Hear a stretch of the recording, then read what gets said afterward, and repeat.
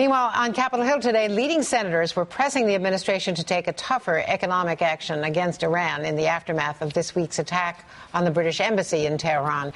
Meanwhile, Israel is engaged in a fierce internal political debate over whether to launch a preemptive military strike against Iran.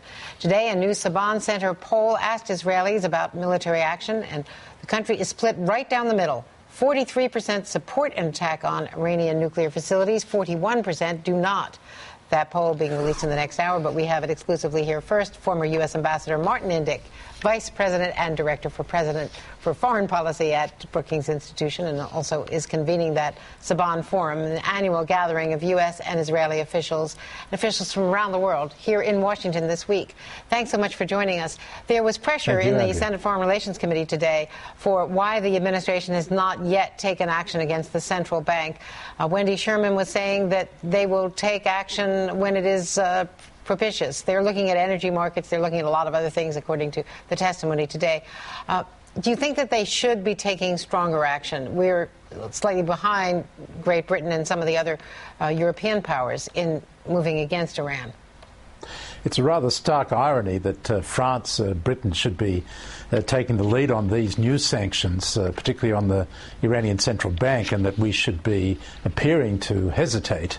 I think the concern here is that with the global economy in such a delicate state, particularly because of the Eurozone crisis, that actions that might drive up the price of oil could be deleterious, and particularly deleterious to the American economy. So it's a reasonable concern. But I do think that the other very real concern is that Iran is continuing its path towards acquiring nuclear weapons, which would be a huge game changer for the Middle East region and cause a much greater instability, especially if it were to provoke an Israeli military attack. So I think the administration needs to get behind these new sanctions.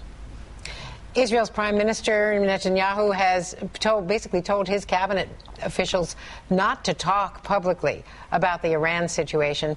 They are involved in a very tough internal debate, which is, being Israel, a very public debate. It's all over the media. What about the divide that your own polling shows in Israeli public opinion about taking military action against Iran? Well, I think that the Israelis, and not just the Israelis, the United States as well, faces this really tough dilemma as Iran draws closer and closer to the nuclear threshold. The dilemma is to bomb Iran or to live with an Iranian bomb. And neither course of action is a good one. And I think the Israeli public reflects that kind of concern. If the Israelis were to take military action, there are 40,000 Hezbollah rockets just north of Israel that will likely start to rain down on Israeli citizens.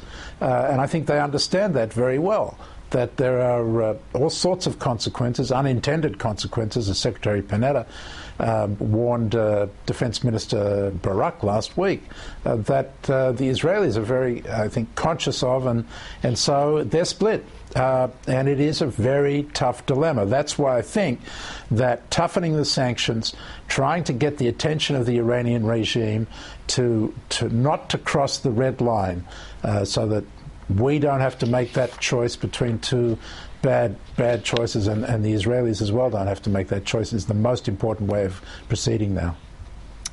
Martin Indyk, Ambassador, thank you very much for being with us.